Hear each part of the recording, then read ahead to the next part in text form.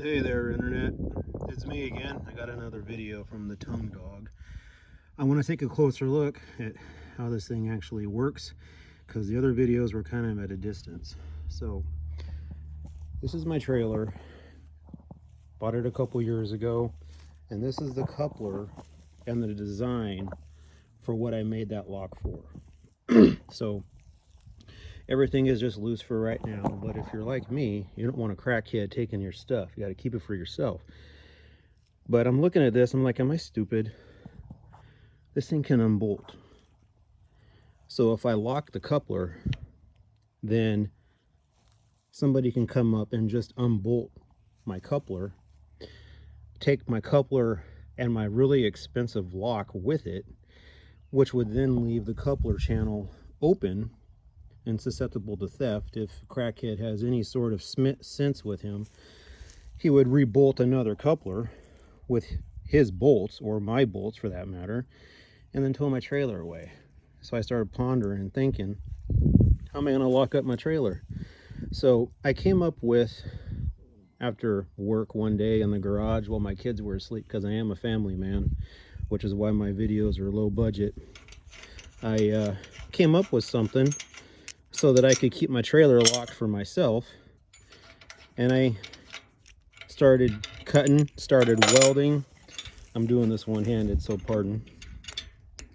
And came up with a metal plate that I can put in the channel to prevent anybody from putting something in there, shoving something in the hole, and towing away my trailer. What I came up with is this.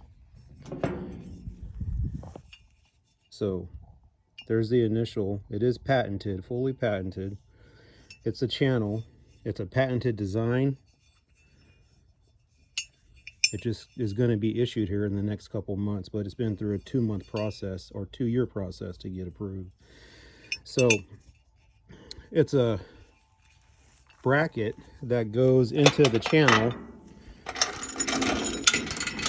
after you drape your safety chains, if you want to. I think it's beneficial because what it does is it shortens the chain, so you can't just back up a truck and tow it.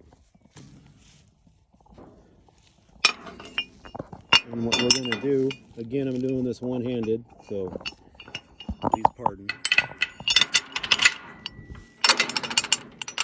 You got to line everything up. So, the chains have to go to the flat spot against the bracket and the channel so you can shove your pin in. But once you get it all the way through, you're locking the hitch pin through the channel, through the bracket. I also have a lower one. So it goes all the way through. And then you just get your... So this is a locking hitch pin. This is the other side of it. Let's put the bottom.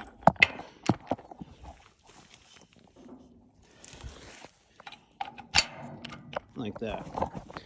So now it's fully locked. This is a double hitch pin. This pair is key to like, my own personal pair. I sell as a kit altogether, the lock and then the 2 sets of pins on my website as a kit. I also sell just the lock itself, this meaning the lock by itself, for a separate price. It's significantly cheaper without the pins because these pins are key to like are expensive. You provide your own set of pins, then you can get the lock itself cheaper. That does raise the cost if I sell it as a kit. But anyways, it was fabricated in my own garage in between shifts. Prototype sent off to the patent office and they did everything they could, and now it's fully patented. But this itself, this design, this particular one right here, is made by and continue to be made by a really good friend of mine at a local shop. And so he bends it, he laser cuts all the cuts, my initials on the side there, and then he also powder coats it. Currently it's available in black and white. just because that's the most common type of trailer. Big Tex does offer a bunch of other different colors, which, depending how this goes, I could get different colors on the market. But so that's how it actually works.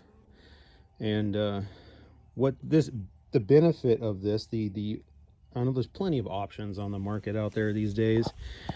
Some of them cover just the snout.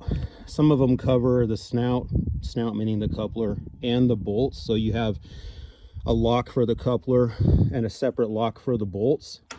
But then you're getting really expensive. You're getting $400, $500, $600 for a coupler lock.